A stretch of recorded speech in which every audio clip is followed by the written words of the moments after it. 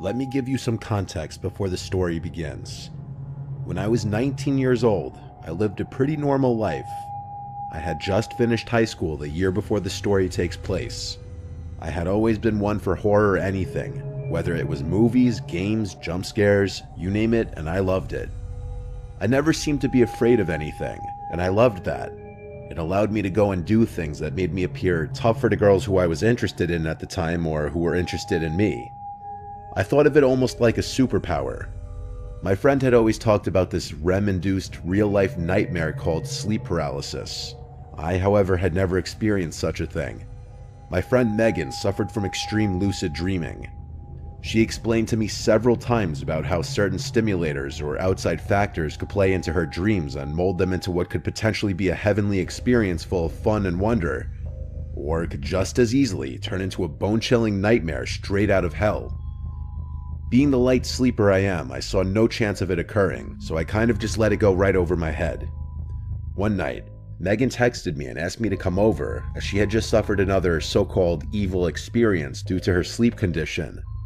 When I arrived, I found her asleep again, seemingly peacefully.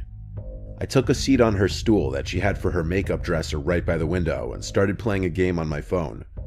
30 minutes or so went by, and I figured she was peacefully asleep and it would probably be okay for me to leave as long as I let her know that I stopped by as she requested. But suddenly, Megan awoke and started screaming. This was a different kind of scream though, a type of scream I had never heard before, especially from her. It was almost mumbled, I don't know how else to describe it.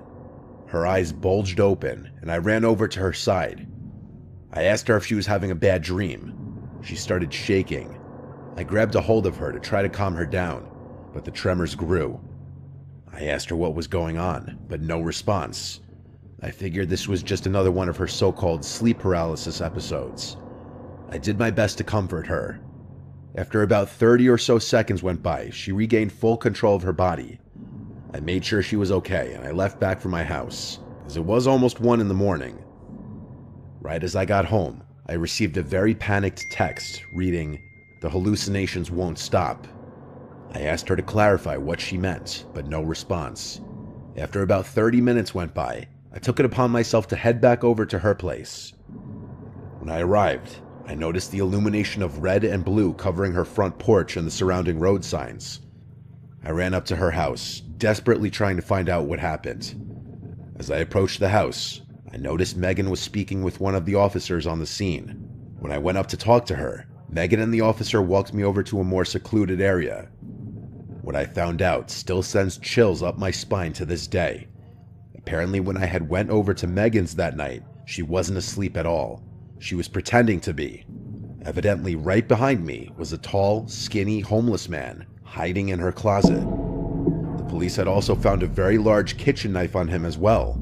The theory to this day is Megan thought she was having an episode, when in reality, this very real man was quietly creeping towards her in her bedroom. Supposedly when I had entered her house, it was enough to spook the man into hiding, and my presence was enough to keep him hidden. This gave Megan the time to call 911 and report the situation, which in turn resulted in the police arriving almost immediately after I had left.